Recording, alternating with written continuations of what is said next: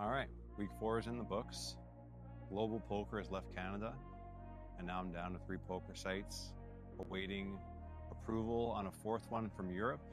I've already added hyper turbos, and they seem promising as a way to help increase my hourly a little bit while I'm waiting for this European site to approve me. I'm actually thinking, if they don't approve me, of going to Europe, either France or Belgium, and opening European bank accounts to play. So that could be something that I end up doing in November or December, maybe a 2-week trip. And in terms of the battling, there's one player that's maybe given me a few games. He's playing me like maybe 10 games a week. I wouldn't even really call it battling at this point. He's mostly just getting probably a little bit upset that I'm taking his tables, but he's not doing anything about it. Once I take them, he leaves. So when this European site approves me, things are gonna get pretty smooth. And I'm thinking of doing a little trip through the States, going to Montana, then Seattle and Portland, and maybe ending up in Vancouver. So look for that in the next 2 or 3 weeks. And I've got pretty exciting news on the YouTube front. My other YouTube channel, the baseball one, has a video that right now has 37,000 views. The total watch hours you need to monetize the channel is 4,000. And just this video alone has 3,300 and 150 subscribers. So I'm about a quarter of the way on the subscribers, and I'm like 85% of the way in watch hours. If this video keeps up the way it's going, I could have that channel monetized within the next few days. So that's kind of surreal to me. My videos have been getting like 800 to 1,000 views on that channel, and seeing one blow up like that this early is pretty exciting.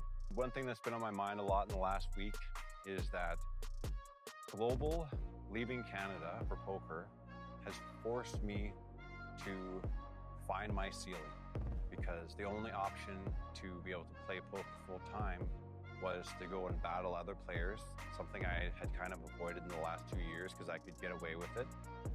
There was enough kind of easy money to not have to battle, and now it's a matter of kicking other people out so that I can make the lion's share. And I've been successful at it. I haven't had a single player push back yet at the levels that I'm playing. So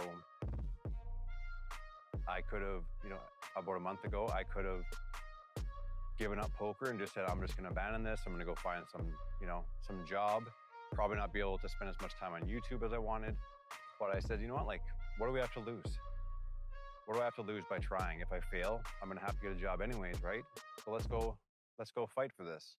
And it's looking like I'm going to have a higher hourly by a good margin within only a few more weeks. Battling forced me to build bigger poker bankrolls so that I could afford the stability to do battle with these different winning players. And it's just helped me be more fiscally responsible. And the more that I've been battling, the more distant that ceiling feels.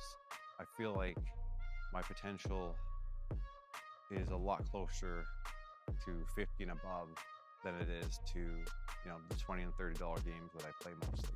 The big takeaway for me this week is that I have to use external metrics to really let me know what my skill level is, because I default to just saying, okay, I'm probably only like this mid-level type of player.